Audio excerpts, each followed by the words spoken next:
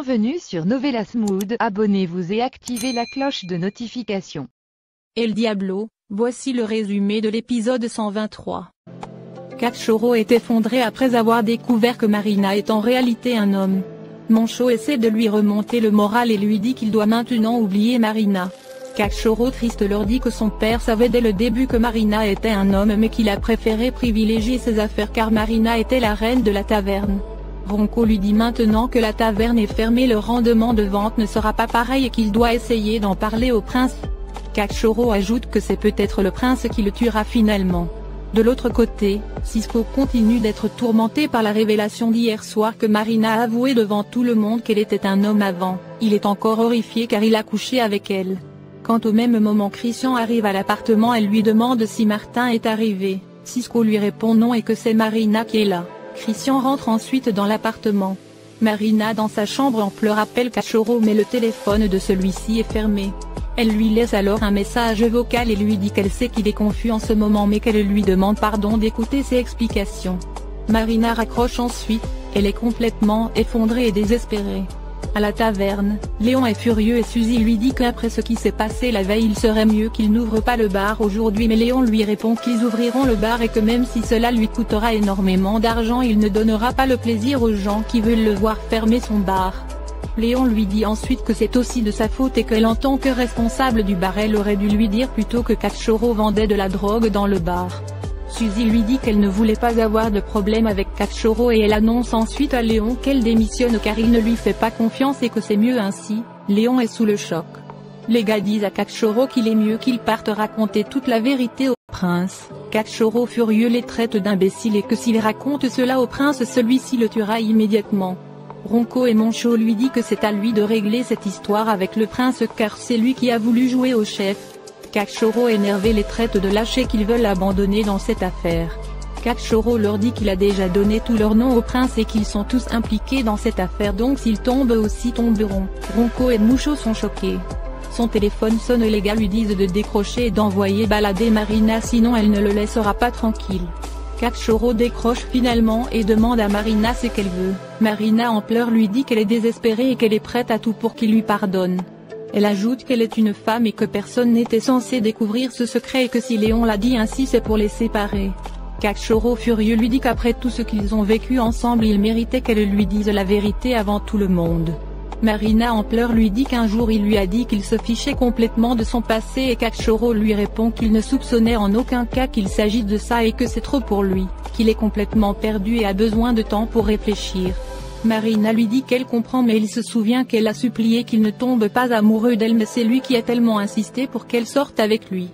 Elle ajoute qu'elle a tout fait pour ne pas tomber amoureux de lui et n'aurait jamais pensé que cela arriverait un jour mais maintenant elle l'aime de tout son cœur. Cachorro dévasté continue de l'écouter. À la taverne, Léon furieux traite Suzy d'ingrate et comment elle peut démissionner après tout ce qu'il a fait pour elle et qu'il a même augmenté son salaire. Suzy lui dit qu'il n'a rien fait de plus pour elle et qu'au contraire il l'a traitée comme une esclave au travail. Léon en colère lui dit qu'elle l'abandonne au pire moment, que toutes les femmes sont pareilles et qu'elle est une véritable hypocrite. Suzy veut s'en aller mais Léon lui dit que si elle quitte son poste de responsable de la taverne alors qu'elle libère aujourd'hui même l'appartement. Suzy choquée accepte ses conditions et dit qu'elle n'attendait pas moins d'un homme comme lui et lui assure qu'elle quittera l'appartement dès aujourd'hui et elle s'en va ensuite laissant Léon furieux. Virginia, Jimmy et Manuela arrivent à l'appartement de Lucas. Jimmy et Virginia demandent à Manuela ce qui se passe et Manuela leur dit que ce qu'elle veut leur montrer est à l'intérieur et elle leur demande de la suivre. Ils frappent ensuite à la porte et Lucas les ouvre et les salue. Virginia le reconnaît et tous les deux sont ravis de se revoir. Quand au même moment Horacio fait son apparition, Jimmy et Virginia sont confus et Jimmy impatient demande à Manuela de leur montrer immédiatement ce qu'elle veut leur montrer. Lucas et Manuela sont nerveux. De l'autre côté, les policiers Uribe et Romero accompagnés de Carmelo et un autre gars profinent leur plan pour piéger Jimmy. Romero demande à l'homme de bien retenir tout ce qu'il dira au commissariat et Carmelo aussi donne les dernières instructions à suivre pour le plan. Homme dit d'accord et s'en va. Carmelo ensuite traite les policiers d'idiots et que s'ils avaient bien fait leur boulot tout ceci ne serait pas arrivé. Chez Lucas, Manuela dit à Jimmy que vaut mieux que la personne qui a tout découvert leur parle directement. Manuela fait signe à Lucas et celui-ci va ouvrir la porte et Angel rentre dans la pièce. Lorsque Jimmy le voit il devient furieux et court vers Angel pour lui mettre un coup de poing mais Lucas, Virginia l'en empêche. Angel dit à Jimmy que s'il a pris tous ces risques c'est qu'il a des raisons valables, mais Jimmy ne veut rien entendre et dit à Manuela après tout le mal qu'Angel lui a fait comment elle peut encore le croire. Angel essaie de le calmer un peu mais Jimmy continue de le regarder avec colère. Au téléphone, Marina en pleurs supplie Cachorro de ne pas faire ça et qu'elle aime mais Cachorro lui dit que tout ceci n'a plus rien à voir avec les sentiments mais Marina en pleurs continue à le supplier. Christian qui était dans l'appartement entend la voix de Marina et va à la porte pour écouter sa conversation. Toujours au téléphone Cachorro dit à Marina que tout ceci n'est pas un détail sans importance. Marina lui dit de ne pas faire ça et qu'elle l'aime.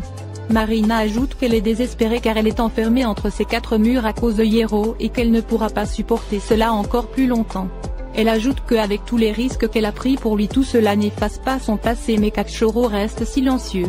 Marina lui dit d'accord et qu'elle ne peut pas le forcer et s'il veut du temps pour réfléchir qu'il le fasse. Marina lui dit qu'elle aime de tout son cœur et qu'elle est prête à tout pour lui et elle raccroche ensuite. Marina en pleurs et est effondrée. Christian qui écoutait la conversation derrière la porte est choqué par tout ce que Marina a dit au téléphone. Chez Lucas, Angel commence à raconter toute histoire à Jimmy, que c'est lui qui a envoyé les lettres anonymes pour le prévenir.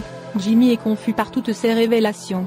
Manuela dit à Jimmy que tout a commencé lorsqu'à sa sortie de prison Angel devait rembourser une dette au chef de la bande. Et Angel dit à Jimmy que le chef de la bande n'était pas lui comme ils ont voulu le faire croire mais que le chef de la bande est Léon Beltran. Jimmy se souvient immédiatement qu'il l'avait rencontré lors de la perquisition à la taverne. Angel ajoute que ce chef obéissait à un supérieur qui est Hierro. Jimmy lui demande ensuite l'identité de ce Hierro et Angel dit que c'est un homme malin, insoupçonnable et qui est très proche de la famille Davila et dont le seul but était de prendre la présidence de la société. Jimmy comprend que c'est Martin Acero. Angel confirme et dit que le Hierro est en réalité Martin Acero. Virginia à l'entente est sous le choc. Martin arrive à l'appartement et retrouve Christian qui l'attend et il lui demande s'il l'attend depuis longtemps et Christian lui dit non pas trop. Martin appelle Marina et lui dit qu'elle aurait pu tenir compagnie à son frère. Marina surprise comprend que Christian est là depuis longtemps ce qui l'inquiète énormément. Elle refait rapidement son maquillage et sort les retrouver au salon. Quand Martin voit le cocard qui est sur le visage de Marina, il lui demande ce qui s'est passé et Marina lui dit que ce n'est rien. Martin furieux appelle Cisco et lui demande ce qui s'est passé et qu'il le fait pour prendre soin de Marina. Cisco nerveux lui dit qu'il y a une bagarre entre 2 ivrognes à la taverne et que l'autre ivrogne est tombé sur Marina. Marina aussi confirme cette version. Martin énervé dit à Marina qu'elle ne retournera plus jamais à la taverne. Marina accepte et dit qu'elle n'a plus aucun intérêt à y retourner. Christian observe la scène avec beaucoup d'intérêt. Moncho et Ronco demandent à Cachorro s'il va se remettre avec Marina. Cachorro leur dit qu'il ne sait pas encore. Tous les deux lui disent comment il peut imaginer se remettre avec Marina et que Marina est un homme et quand elle est née elle était comme eux. Cachorro les refoule et leur dit qu'ils ne savent rien et que pour le moment ils doivent s'occuper de cette affaire de drogue. Moncho et Ronco lui disent qu'ils doivent encore faire quelques ventes. Cachorro cherche le sachet de drogue mais ne le trouve nulle part.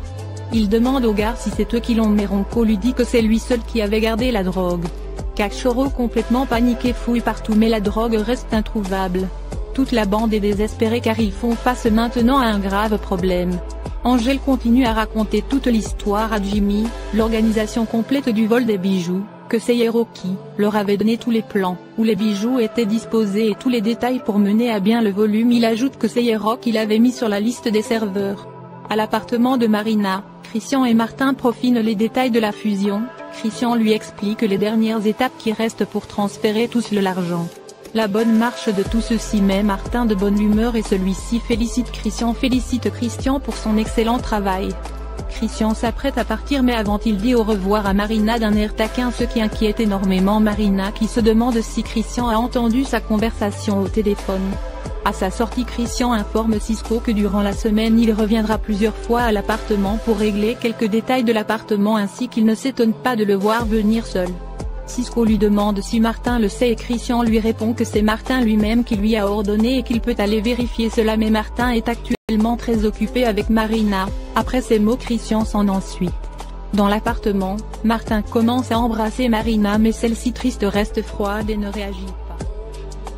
Merci d'avoir regardé l'épisode. Dites-nous en commentaire ce que vous en avez pensé. Abonnez-vous et activez la cloche de notification pour ne pas manquer les prochains épisodes.